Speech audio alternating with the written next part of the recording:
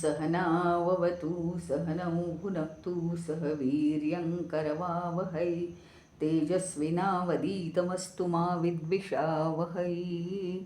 ॐ शान्तिः शान्तिः शान्तिः। अखण्डमण्डलाकारं व्याप्तं येन चराचरं तत्पदं दर्शितं येन तस्मै श्रीगुरवे नमः। अज्ञानतिमिरान्धस्य ज्ञानाञ्जनशलाकया चक्षुरुन्मीलितं येन तस्मै श्रीगुरवे नमः। गुरुर्ब्रह्मा गुरुर्विष्णु गुरुर्देवो महेश्वरः गुरुरेव परं ब्रह्म तस्मै श्रीगुरवे नमः। स्थावरं जङ्गमं व्याप्तं यत्किञ्चित् सचराचरं तत्पदं दर्शितं येन तस्मै श्रीगुरवे नमः। चिन्मयं व्यापि यत्सर्वं त्रैलोक्यं सचराचरं तत्पदं दर्शितं येन तस्मै श्रीगुरवे नमः। त्वमेव माता च पिता त्वमेव बन्धुश्च सखा त्वमेव विद्या द्रविणं त्वमेव सर्वं मम देवदेव त्वमेव सर्वं मम देवदेव।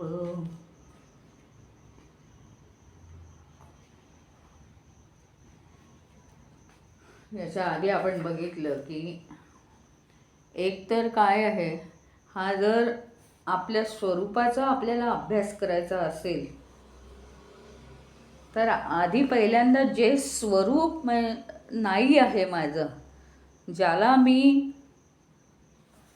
जे मी स्वतः नाही आहे त्याला मी मानतोय की मी स्वतः आहे, ते आधी क्लिअर झालं पाहिजे।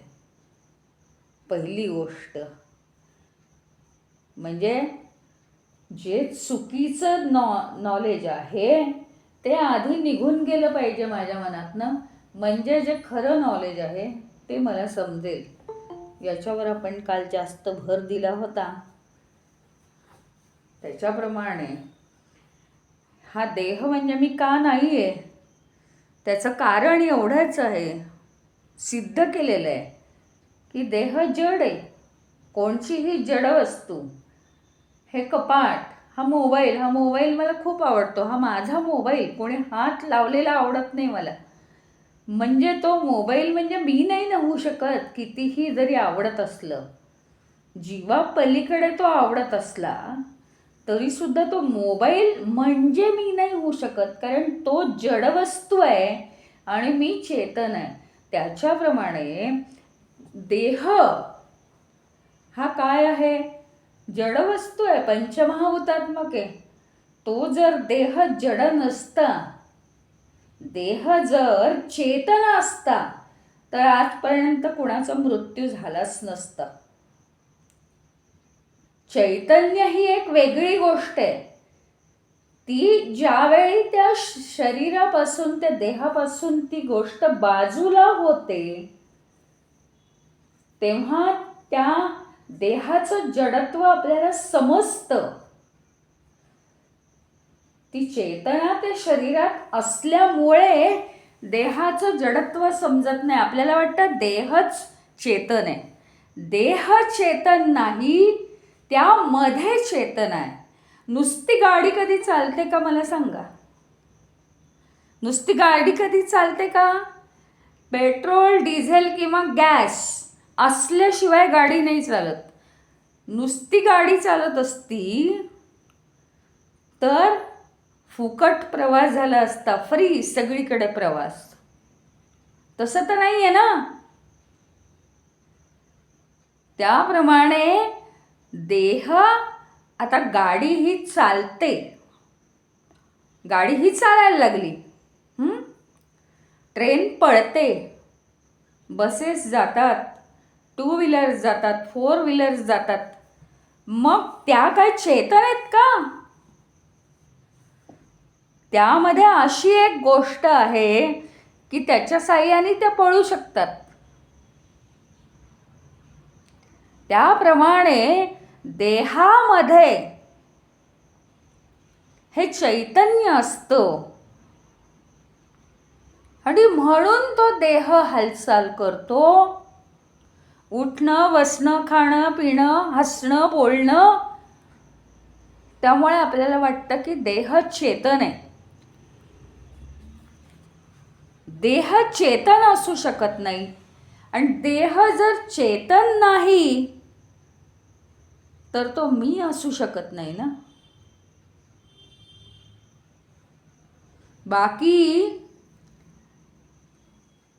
या ज्या वेदांताच्या डेफिनेशन्स आहेत, पंचमहाभूतात्मक आहे, ते सोडा. पण एवढं तरी आपल्याला पटतंय की नाही आधी? बस. मग देहाला एवढं जर पटत असेल तर आयुष्यात कधी देहाला मी म्हणणार नाही. देह जसं माझा मोबाईल तसा माझा देह. मोबाईलपेक्षा देह मला जास्त मदत करतो. अगदी मान्य आहे. एक वेळ मोबाईल हरवला तर चालेल, पण या देहाची प्रकृती खराब असली तर नाही चालत मला. तेव्हा मग कळतं आपल्याला डेफिनेशन. मोबाईल मला प्राणापलीकडे प्रिय आहे हे सहज बोलतो आपण, पण ज्यावेळी आपलं आरोग्य बिघडतं तेव्हा मोबाईल वगैरे काही सुचत नाही आपल्याला. काहीही सुचत नाही, फक्त आरोग्य. मग तेव्हा कळतं मी म्हणजे कोण आहे. त्याचं कारण जो मी असतो तो देहापासून थोडा थोडा बाजूला जायला लागतो. मग आपल्याला कळतं की मी म्हणजे जे चैतन्य आहे ते चैतन्य मला कमी प्रमाणात जाणवत आहे, म्हणून माझी प्रकृती ही बिघडलेली आहे.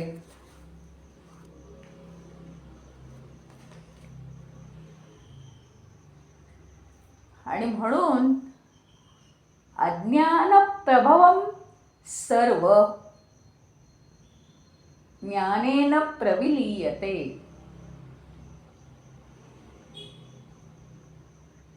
अज्ञानापासून जे सगळं निर्माण होतं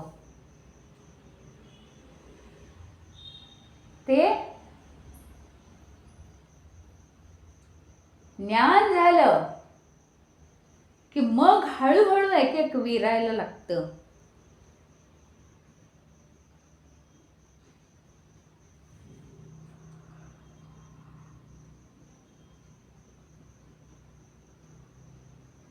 अज्ञान आहे. आता काय आहे?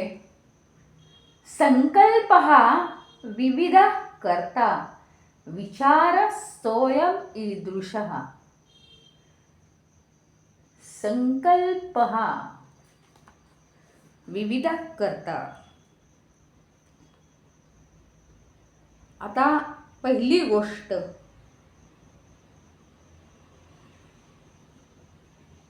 या मोबाईलच्या साह्याने आपण क्लास घेतो, ऐकतो, चांगलं ज्ञान मिळतं. मोबाईलच्या साह्याने आपण देशात देशाबाहेर सगळीकडे बोलू शकतो. ऑडिओ, व्हिडिओ सगळे कॉल करू शकतो. बोलायला वेळ नसेल तर व्हॉट्सअप वापरू शकतो. मोबाईलच्या साह्याने आपण सगळी कामं करतो. म्हणजे माझा कर्ता, माझ्या कर्माचा कर्ता हा मोबाईल आहे असं म्हणतो का? आपल्या कुठे चुका होतात ते इथे आचार्यांनी दाखवून दिलंय.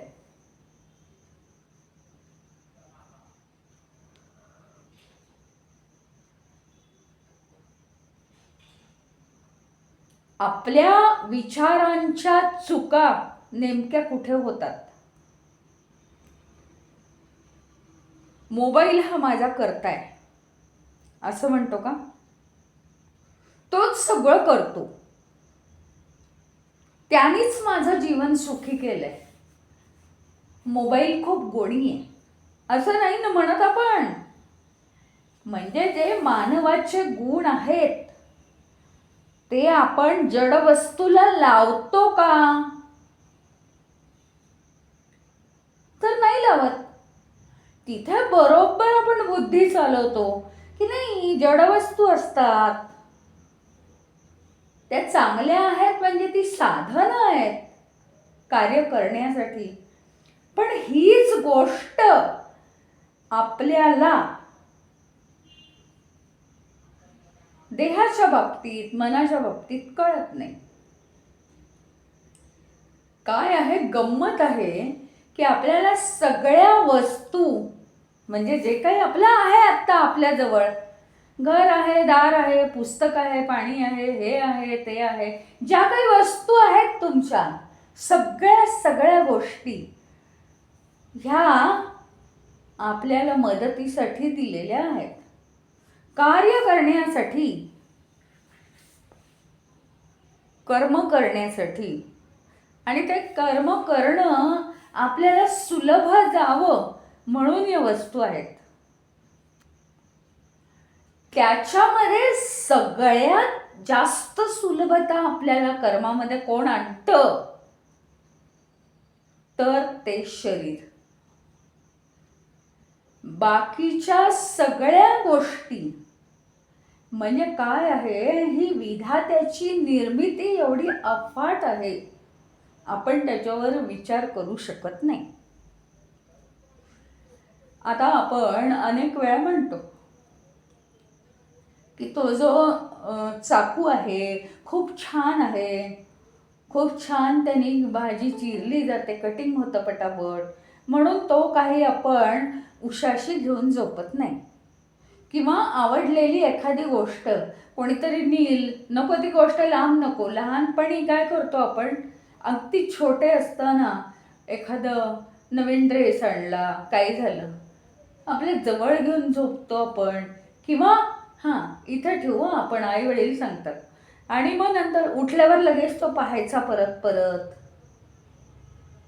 त्याच्यातच आपलं लक्ष गुंतलेलं असतं, हा माझा आहे, माझा ड्रेस आहे हा, असं, किंवा माझी वस्तू आहे, माझं गिफ्ट आहे, मग ते सारखं सारखं बघायचं. तसं आपण मोठं झाल्यावर करत नाही. सगळ्या गोष्टी जिथल्या तिथे घरात ठेवतो आणि झोपतो निवांत. आणि जेव्हा त्या गोष्टींची आपल्याला गरज आहे तेव्हा ते घेतो आणि वापरतो आणि पुन्हा ठिकाणावर ठेवून देतो. ॲक्च्युअल ही जर प्रोसेस आपल्याला कळली ना,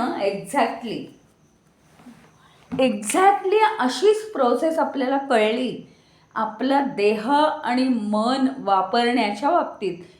बुद्धी फार रेअरली वेळ येते, पण देह आणि मन ही खूप जास्त कार्य करतात आणि आपल्यावर प्रभाव टाकतात. म्हणून त्याच्या बाबतीत मुद्दाम आपण हे ॲप्लिकेशन केलं पाहिजे की ज्याप्रमाणे इतर सगळ्या वस्तू त्यांचा उपयोग झाल्यावर आपण शेल्फवर ठेवतो.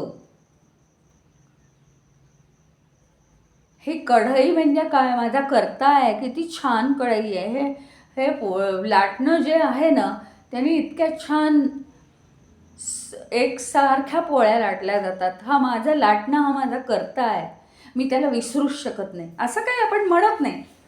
सगळ्या गोष्टी या आहेत, कर्म सुलभ व्हावी ह्याच्यासाठी आहेत.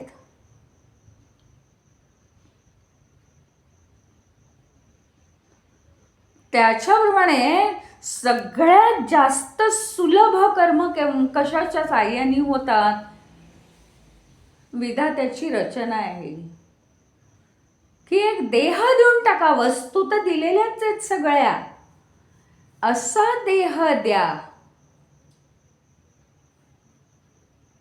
तो देह पण जड आहे, तर मन पण जड आहे, आणि ती बुद्धी पण कमी प्रमाणात पण जडच आहे. ह्या सगळ्याच्या मागे प्रेरक काय आहे? चैतन्य.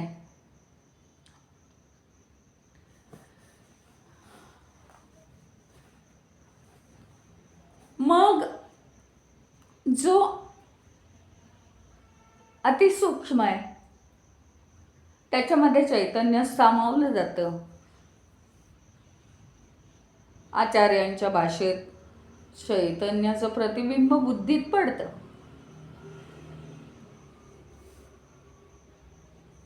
मन ही अशी गोष्ट तयार केली आहे तिथे सतत विचार येतील. त्याचं कारण मनामध्ये विचार येऊ शकतात. ते मीडियम आहे, खूप सूक्ष्म नाही बुद्धीसारखं. ते निर्णय नाही घेऊ शकत, डिसिजन काही नाही करतायत मनाला. मनाला डिसिजन नाही घेता येत. आपण काय म्हणतो माहिती का, मन डिस्टर्ब झालं की मला डिसिजनच घेता येत नाही. तसं नाही आहे ते. मन डिस्टर्ब का होतं माहिती आहे का? कारण ते बुद्धीचं कडून विवेक करून घेत नाही. ते स्वतःचेच विचार चालवतं, म्हणून ते मन डिस्टर्ब होतं.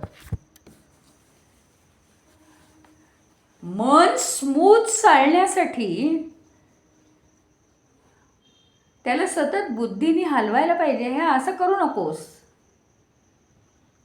हे बरोबर नाही आहे, हे कर, हे अयोग्य आहे, असं सतत बुद्धीने त्याला चालवायला पाहिजे. बुद्धी सगळ्यात सूक्ष्म आहे. त्यापेक्षा थोडंसं जड मन आहे. आणि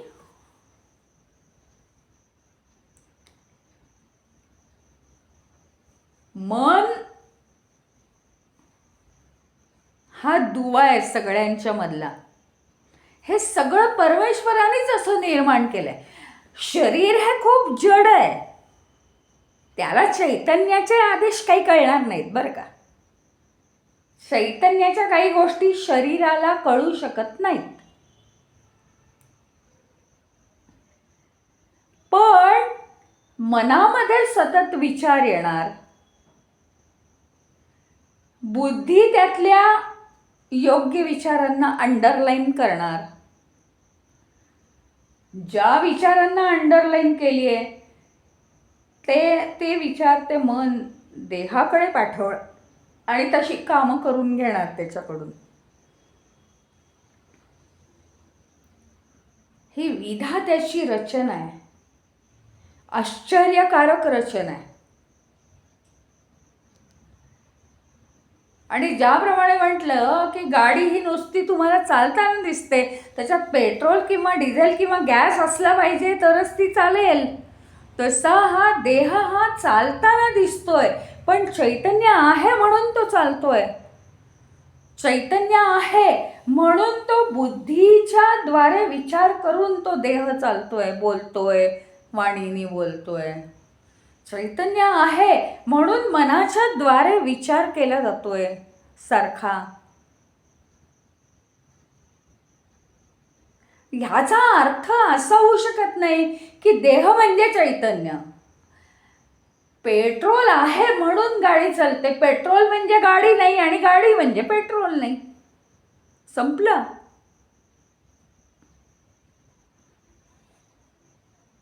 शेवटी चैतन्य ते चैतन्य.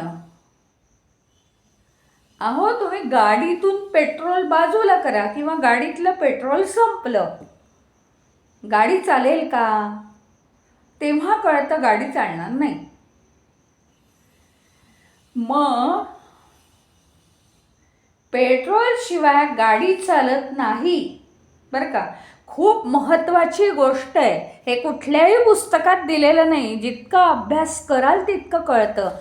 पेट्रोल शिवाय गाडी चालत नाही. हे मला प्रूव्ह करायचं आहे. कसं करणार? गाडी बंद पाडू का मी? सगळं पेट्रोल संपायची वाट पाहू का? दोन गोष्टी आहेत. पूर्णपणे पेट्रोल संपलं की गाडी चालणार नाही. मग सिद्ध होईल की पेट्रोलशिवाय गाडी चालत नाही. अहो पण दुसरा एक चांगला मार्ग आहे ना. एका विशिष्ट पद्धतीने गाडीतलं पेट्रोल काढून घेतलं आणि बघा आता गाडी चालते का? नाही चालत आहे ना. मग पुन्हा पेट्रोल गाडीत टाकलं, आता गाडी चालते आहे ना. हे दाखवता येतं. इथे गंमत ही आहे, अत्यंत सगळ्यात जास्त इम्पॉर्टंट हा पॉइंट आहे. गाडीच्या उदाहरणानुसार चैतन्य गेलं म्हणजे चैतन्य या देहापासून वेगळं झालं किंवा बाहेर गेलं देहाच्या चैतन्य की हा देह चालणार नाही. Same example. मग काय चैतन्य निघून जायची वाट पाहायची आहे का 100 वर्षाचं होईपर्यंत? दुसरा चांगला मार्ग आहे ना. चैतन्य, बाकी सगळं हे जड आहे. मी चैतन्य आहे. मग ते चैतन्य वेगळं बाजूला काढलं की कळतं की हा देह वेगळा आहे आणि चैतन्य वेगळं आहे.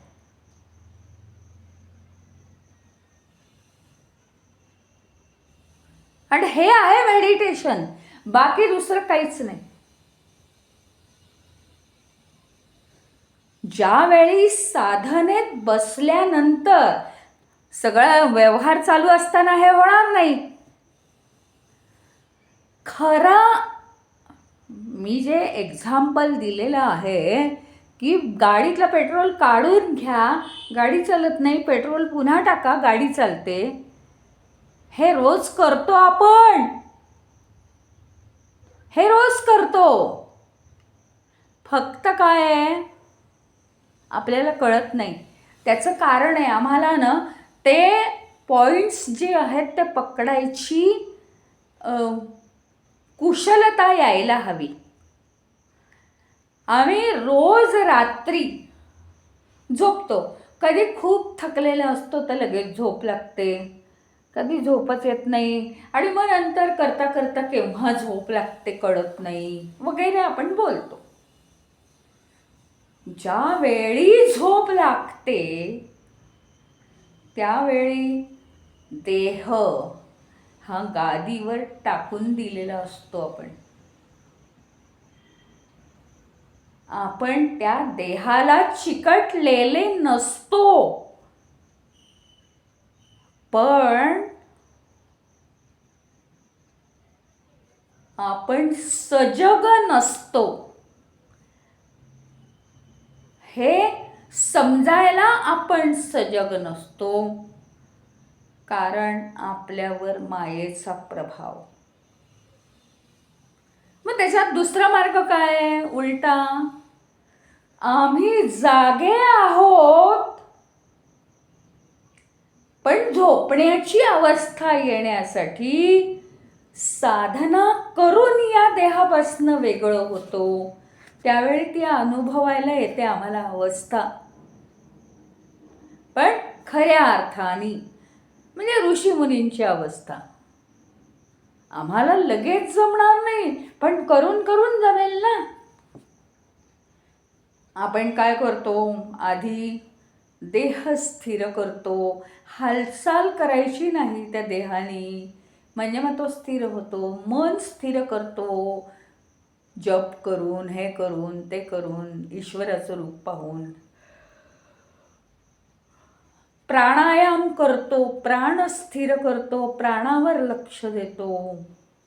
पण सगळ्यात शेवटी मग एक मार्ग म्हणजे आचार्यांचा मार्ग, दुसरा मार्ग म्हणजे त्या काय बरं त्या आत्मबोधामध्ये आपण तो जो श्लोक मेडिटेशनसाठी घेतला होता, तो एक मार्ग. त्या श्लोकाचा अर्थ माहिती पाहिजे, म्हणजे तो पुन्हा पुन्हा घेता येतो.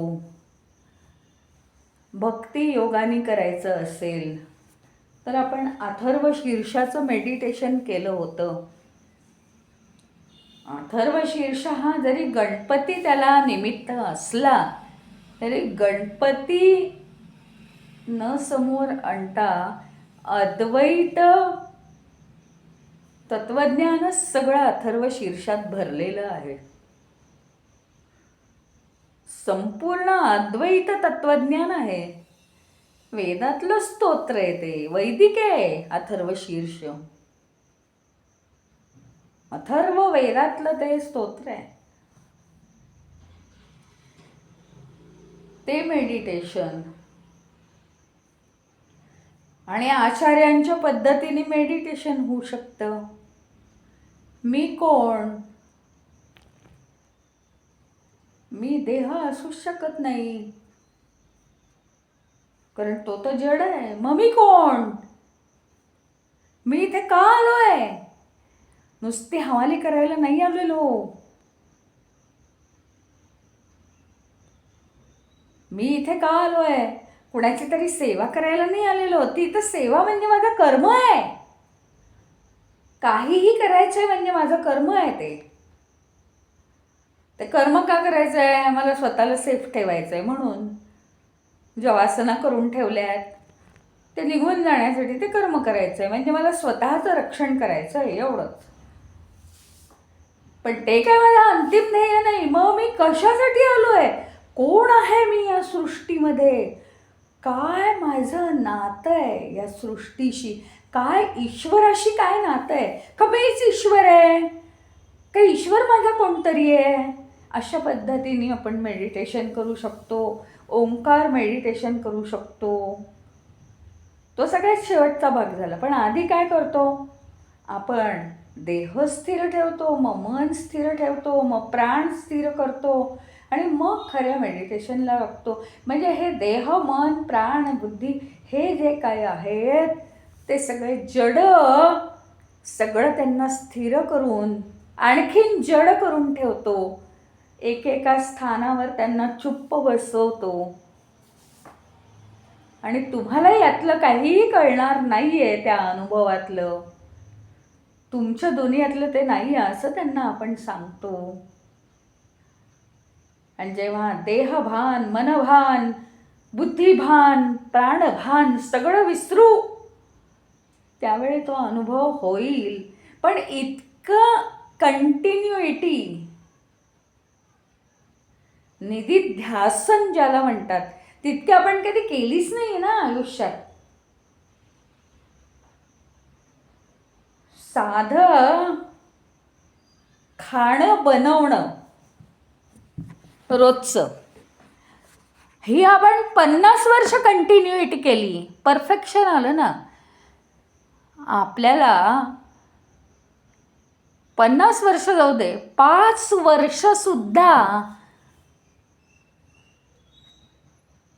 साधना करण्याची कंटिन्युइटी करावीशी वाटत नाही. 5 दिवससुद्धा करावीशी वाटत नाही. मग परफेक्शन येईल कसं? कोणत्या मार्गाने ते येणार आहे परफेक्शन?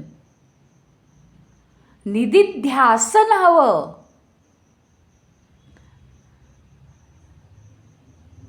ध्यास म्हणजे ध्यास लागला पाहिजे. सतत करणं म्हणजे त्या गोष्टीचा ध्यास. ध्यास याचा अर्थ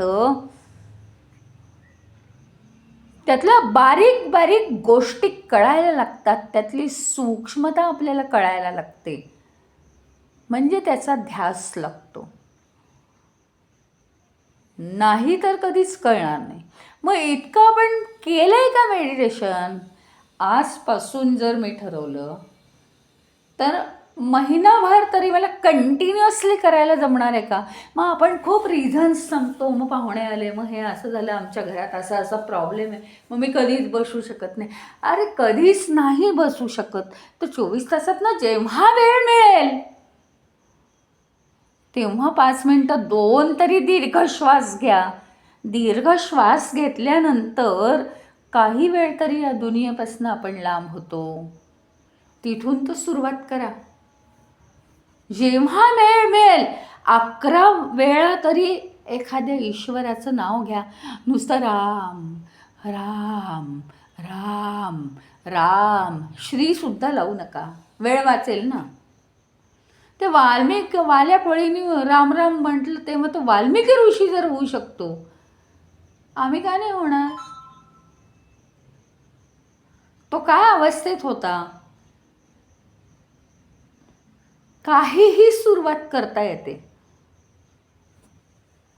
एक्सक्यूजेस कोणतेही न देता जर कंटिन्युटी, आणि कठीण कामं करूच नाही ना. 1 तास बसायचं मेडिटेशनला, मग ते काय मिळत नाही बसायला, म्हणून आम्ही करतच नाही. 5 मिनटं 10 मिनटं जी कपॅसिटी आहे तेवढंच करा. ते काय हो, त्यांनी ना एका ठराविकच वेळी एका ठराविकच आसनावर, पण आमच्याकडे एवढा गोंधळ असतो ते काही शक्य नाही. मग तुम्ही ते नियम पाळू नका, पण मेडिटेशन करण्याला महत्त्व आहे ना. तेवढं तरी सुरुवातीला सुरू करा. मग त्याची हे वाढली नाही इंटेन्सिटी की ते बरोबर होतं, पण त्या वाढण्याची तर गरज आहे ना. आणि म्हणून आपण जो विषय महत्त्वाचा आपल्या दृष्टीने, आपण का बरं या मायेमध्ये अडकलो आहोत माहिती आहे का? अत्यंत महत्त्वाचं फॉर्म्युला आचार्यांनी दिलं आहे. संकल्पः विविधः कर्ता. संकल्प, मला हे करायचंय, मी हे करणार, मी हे केलं, मी हे करतो आहे, वा वा वा मी खूप छान, माझ्याशिवाय काही होत नाही, असं जरी आपण म्हटलं नाही तर त्याचं इनडायरेक्टली तेच असतं सगळं. जी गोष्ट करण्याची इच्छा मनामध्ये होते ती करणारा कोण आहे? तो मी. आता मगाशी सांगितलं, मोबाईलमुळे अतिशय माझं लाईफ इझी झालंय, सोपं झालंय माझं आयुष्य. म्हणून मोबाईल हा माझ्या जीवनाचा कर्ता आहे असं नाही म्हणू शकत. कितीही त्या मोबाईलवर प्रेम करा, अरे तो एकदा चांगली सर्व्हिस देईन असं झाला की झालं, तो फेकून दुसरा घेणार. म्हणजे हे काय? ही जडवस्तूच असली पाहिजे ना ज्याचा नाश होतोय. ज्याचा नाश होतो त्याच्यावरच्या प्रेमाचा नाश झाला पाहिजे. प्रिन्सिपल आहे हे, जीवनाचं प्रिन्सिपल आहे. सगळ्या इथल्या वस्तू जरी आहेत तरी प्रत्येक गोष्ट आपल्याला वाटतं इतकी टिकावी, आणि आपला ना सगळा अंदाज चुकतो माहिती आहे का? त्याचं कारण आहे, आत्तापर्यंत आपण इतकी माणसं पाहिली, ती ही पृथ्वी सोडून निघून गेल्यावर ज्या ज्या गोष्टींवर ते प्रेम करत होते त्या सगळ्या गोष्टी इथेच राहिल्या. केवढी ट्रॅजेडी आहे नाही आपल्या विचारांची. सगळ्या गोष्टी मला खूप माझ्या वाटतात, इतक्या जडवस्तू असून सुद्धा मेन प्रिन्सिपल, ज्याचा नाश होतो त्याच्याबद्दलच्या प्रेमाचा नाशच झाला पाहिजे माझ्या मनातनं. प्रेम करण्याला काहीतरी लिमिट, मोबाईलवर प्रेम करण्याला लिमिट. कामापुरतं प्रेम, काम झालं की संपलं.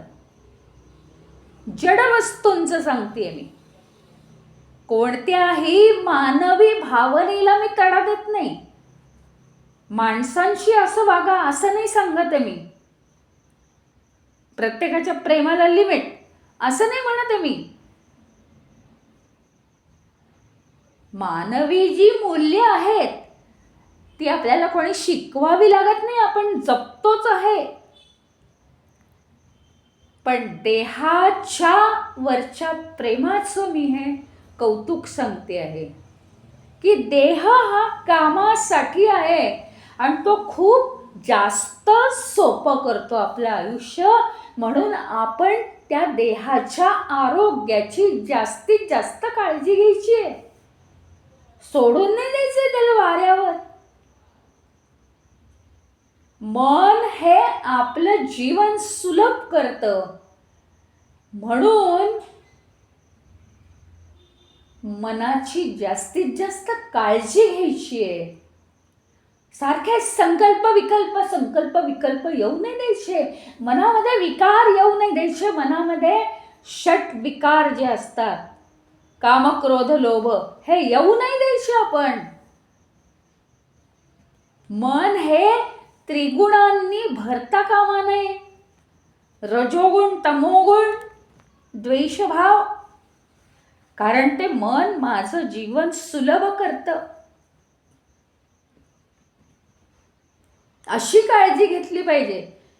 प्रेम म्हणजे काय?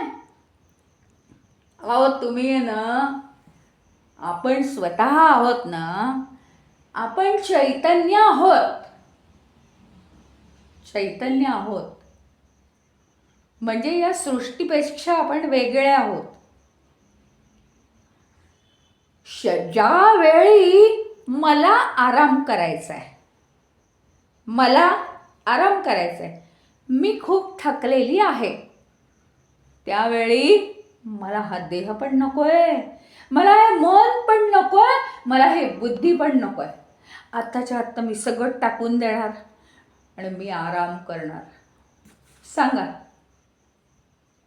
काही आहे आपल्या हातात? फक्त झोपल्यावर आपल्याला कळत नाही,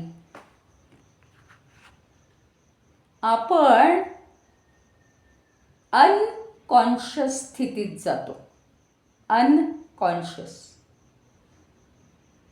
म्हणजे आपण कॉन्शियसच आहोत, आपण दुसऱ्या दिवशी उठतो किंवा दुपारची झोप असेल तर अर्ध्या तासात 1 तासात उठतो, तो प्रश्न नाही आहे. पण आपण पूर्णपणे या स्थितीला अज्ञानी होतो. काय होतंय झोपेत ते आपल्याला कळत नाही. त्याचं कारण आपल्याला मनाने जाणायची सवय आहे, सगळ्या गोष्टी बुद्धीने जाणायची सवय आहे. आणि मन आणि बुद्धी काय आहे माहिती का, तेव्हा ठेवून दिलं जातं बाजूला, ते जड होतं, ते बाजूला राहतं, ते झोपून जातं.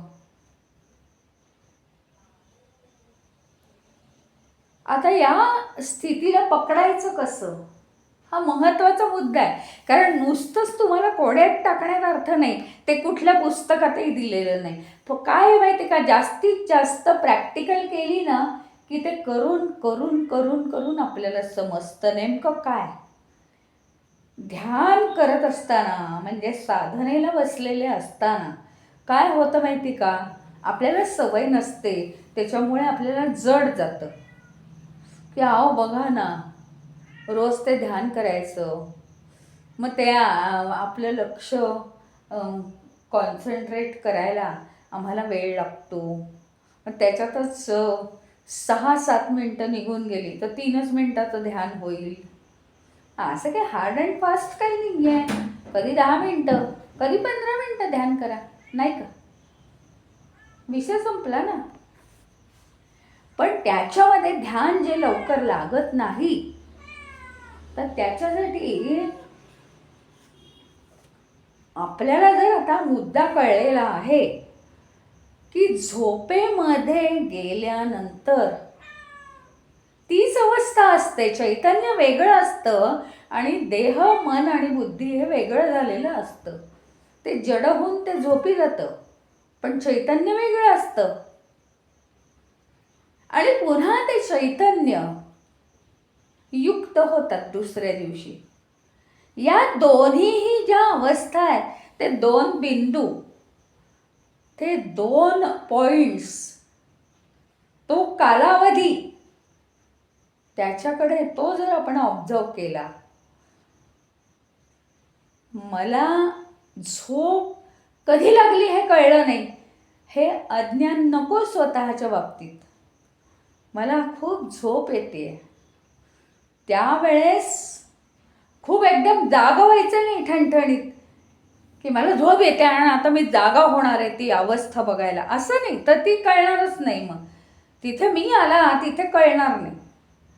पण ज्यावेळी आपल्याला झोप लागती आहे, तो झोप लागण्याचा जो क्षण आहे, हळूहळू, एका दिवसात तर नाहीच,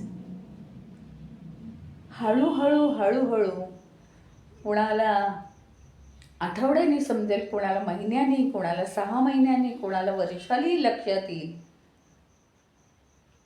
तो क्षण जर आपण ऑब्झर्व केला तर आपल्याला देह आपल्या स्वतःपासून वेगळा कसा आहे आणि कसं आपण आपल्या देहामध्ये मिक्स होतो हे कळायला लागतं.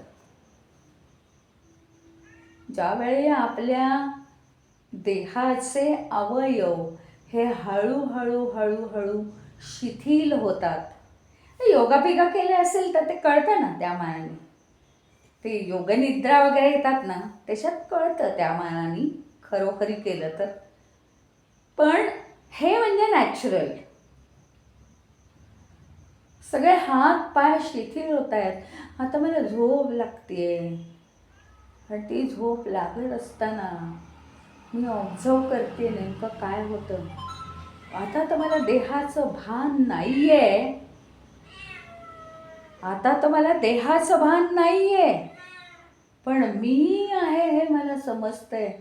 देह असायची गरज नाहीये, मी हवेत पण असू शकतो. आता कळलं मला. म्हणजे आपल्याला खूप असं वाटतं मी देहामध्ये, मी हृदयामध्ये, मी 2 भुवयांच्या मध्ये, मी आणखीन कुठेतरी आहे, मी मस्तकावरती आहे, असं आपल्याला काय काय वाटतं, बरंच काय काय वाटतं. पण ते काय आहे, आपलं स्वतःचं स्वरूप कळण्यासाठी वेगवेगळ्या लोकांनी वेगवेगळ्या ठिकाणी कॉन्सन्ट्रेट करून सांगितलेलं आहे की तुम्ही इथे बघा तिथे बघा. सगळ्या देहावरचं मन उचलण्यासाठी एखादा अवयव सांगतात की इथे आपल्याला परमेश्वर दिसतो का ते बघा वगैरे. प्रत्यक्षात काय आहे माहिती का, हृदय काय किंवा 2 भुवयांच्या मध्ये काय चक्र आहेत, आणि त्या चक्रांवर लक्ष केंद्रित केलं ना की मायेतलं सगळं लक्ष निघून जातं. प्रत्यक्षात अशी गोष्ट आहे. पण आपल्याला वाटतं मेडिटेशन म्हणजे तो काही प्रकार नाही आहे मेडिटेशनचा, पण असं वाटतं.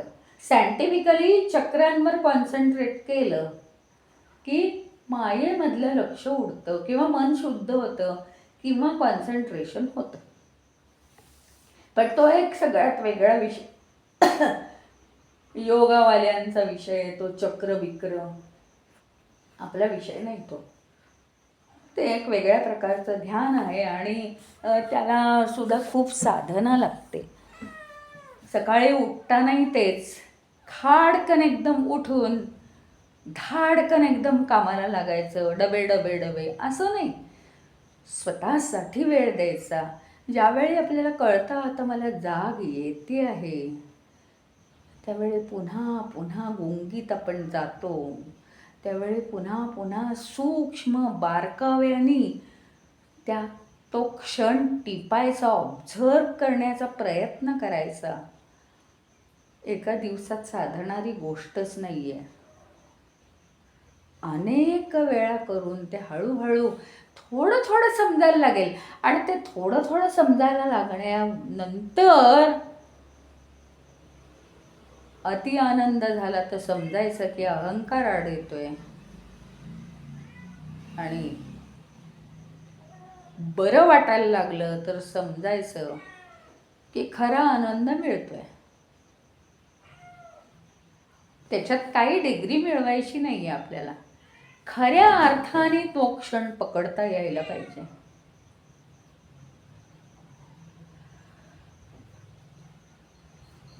त्याच्यामुळे या ज्या कामना आहेत त्या संकल्प निर्माण करतात. हा व्यवहाराचा मुद्दा आपण लक्षात घेतला पाहिजे.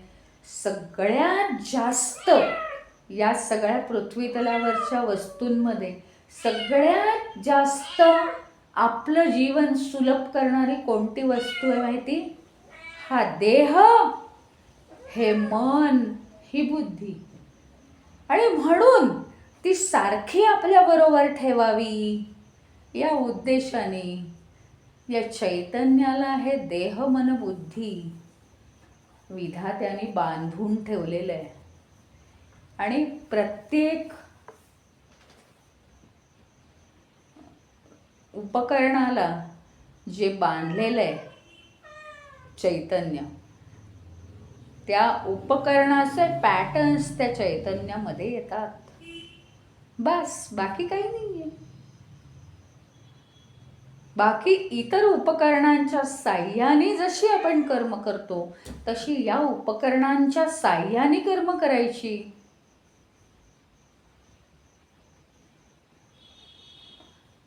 साधनं जास्त वापरली की जशी झिजतात, तसं देह मन हे जास्त वापरायचं नाही.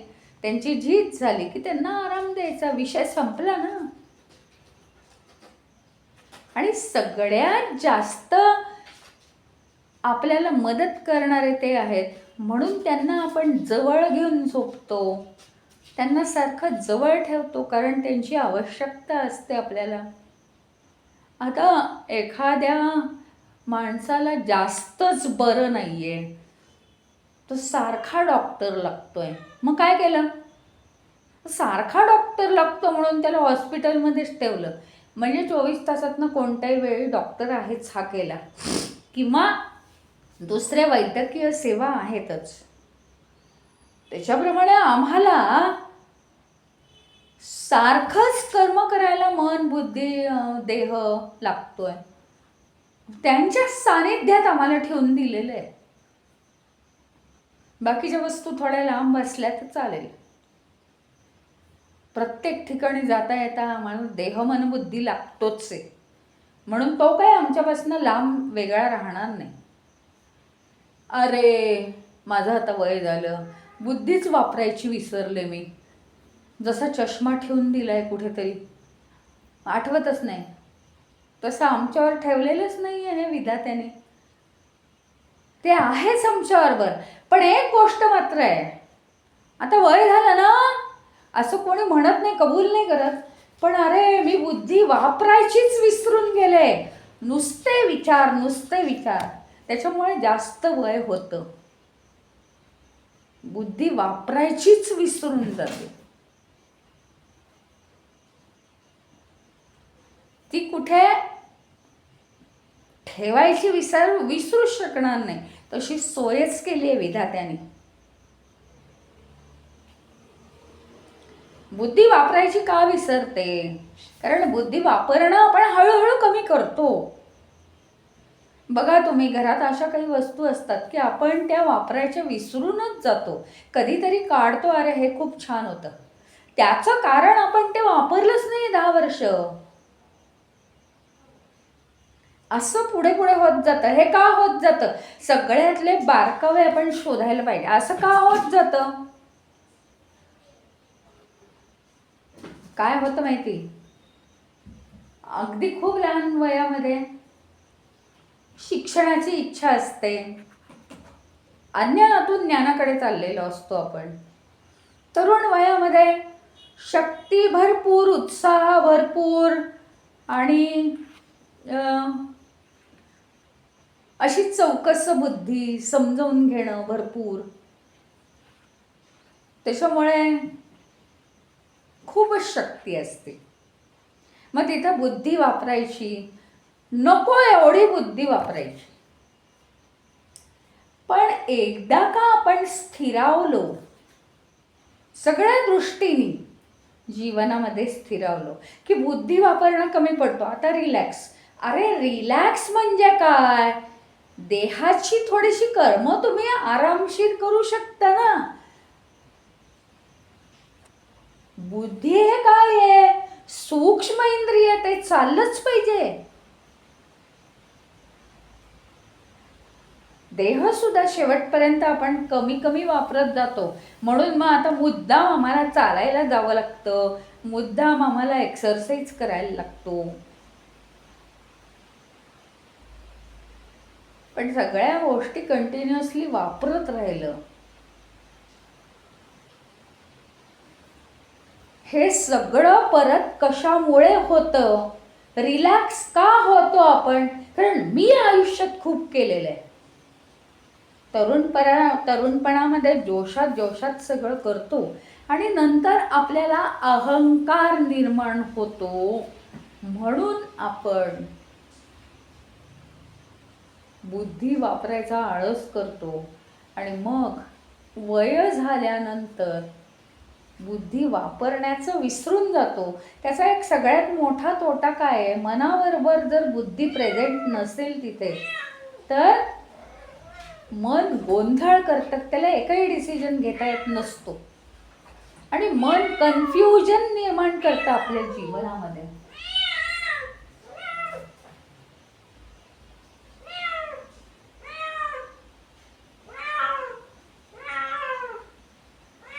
हा विषय आपण आता इथे थांबवूया, उद्या पाहू.